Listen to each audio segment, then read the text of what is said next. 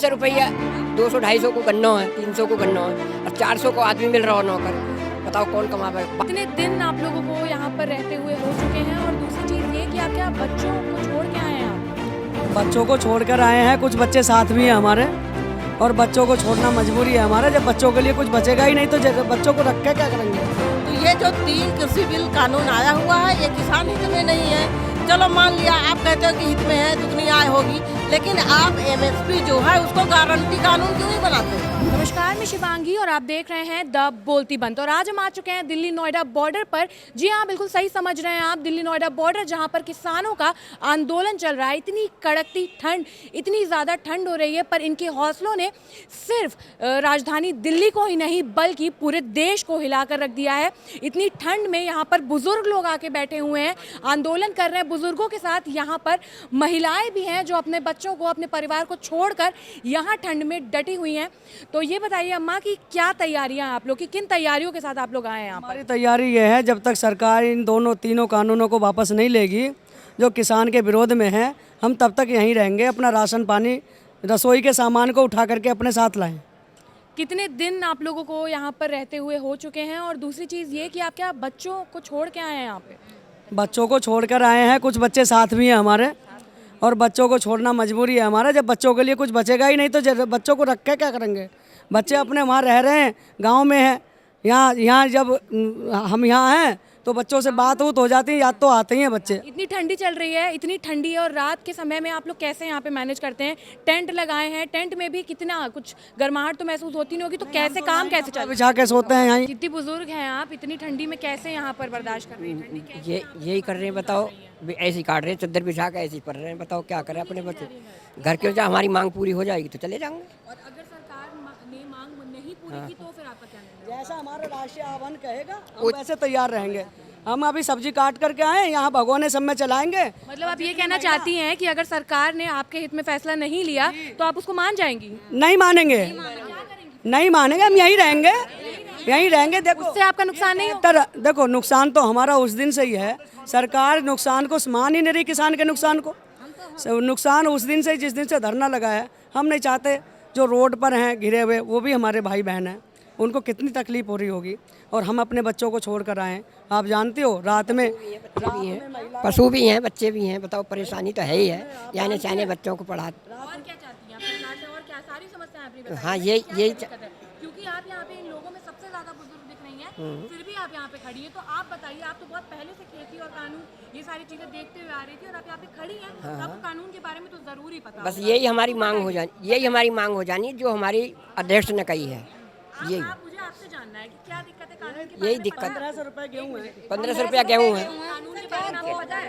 ₹300 200-250 को गन्ना है, 300 को गन्ना है और 400 को आदमी मिल रहा हो नौकर। बताओ कौन कमावे। बादल को ऊपर नहीं। से आपको दिक्कत है? हमारे गेहूं का भी रेट बनना चाहिए, चावल का भी रेट बनना चाहिए। वो तो सीधी सादी महिला है। बताओ क्या पूछना चाहती है? यही पूछ रही हूँ मैं उनसे कि वो बता रही थी कि बिजली का बिल ज्यादा होगा, तो उनके और आपको किन किन चीजों की समस्या है? क्या आपको पता है कि बिल? मैं बता रही हूँ 1500 रुपये इनसे तो मैंने जान लिया। हाँ मैम, आपने बता दिया। 1500 रुपये गेहूँ हमारा चला गया। विचार करिए, और हमें वो गेहूँ 80 रुपये किलो मिल रहा है, तो ये कैसा कैसी कानून है?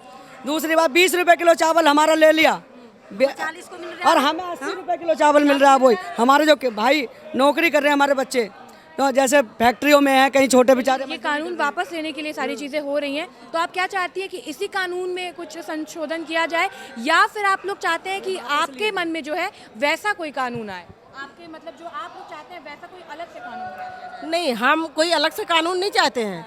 ये किसान अन्नदाता है, पूरे देश का पेट भर रहा है, किसान मर भी रहा है, किसान आत्महत्या कर रहा है। तो ये जो 3 कृषि बिल कानून आया हुआ है, ये किसान हित में नहीं है। चलो मान लिया आप कहते हो कि हित में है, दुगनी आय होगी, लेकिन आप एमएसपी जो है उसको गारंटी कानून क्यों नहीं बनाते? तो अभी आपको सिर्फ एमएसपी से ही दिक्कत है, या लेकिन यहाँ पे तो सुनने में आ रहा है कि सिर्फ एमएसपी नहीं है। अगर वो एमएसपी जो है गारंटी कानून बना देंगे तो सारी समस्या खत्म हो जाएगी। मतलब आपको तीनों कानून से दिक्कत नहीं है, सिर्फ एमएसपी? तीनों कानून उसी में आ जाएंगे ना, एमएसपी में ही आ जाएंगे।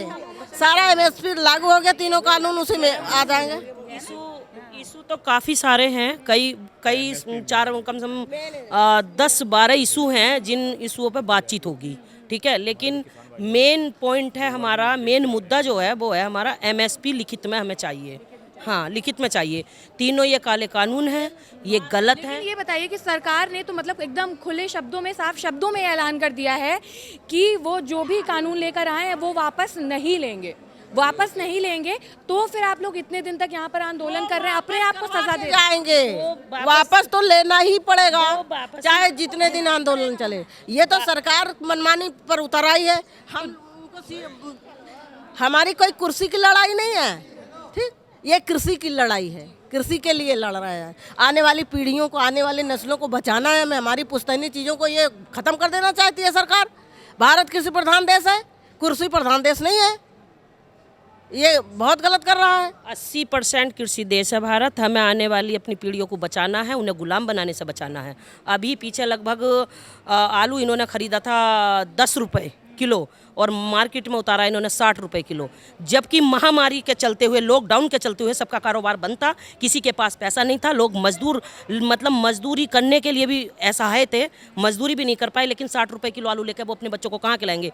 ये किसानों से सस्ते में लेके अडानी और अंबानी लोग खाद्यान्न ये अपना स्टोर भंडार एक इकट्ठा करते हैं, फिर ये आम जनता को महंगा करके देंगे, उतारेंगे। तो कहाँ मरेगा इंसान? किसान भी मरेगा और मजदूर भी मरेगा।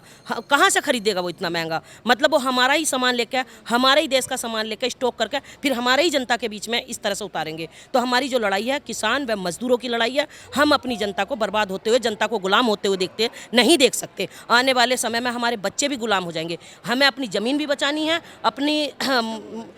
हमें अपना मूल्य भी चाहिए और हमें अपनी फसलों के रेट बिल्कुल पॉइंट टू पॉइंट बिल्कुल सही चाहिए। और हमें इन्हें कानून कह रहे हैं, कानून वापस नहीं लेंगे, इन्हें लिखित में करना पड़ेगा, चाहे हमें 6 महीने हो जाए, चाहे 1 साल हो जाए, हम ये लड़ाई लड़के ही रहेंगे।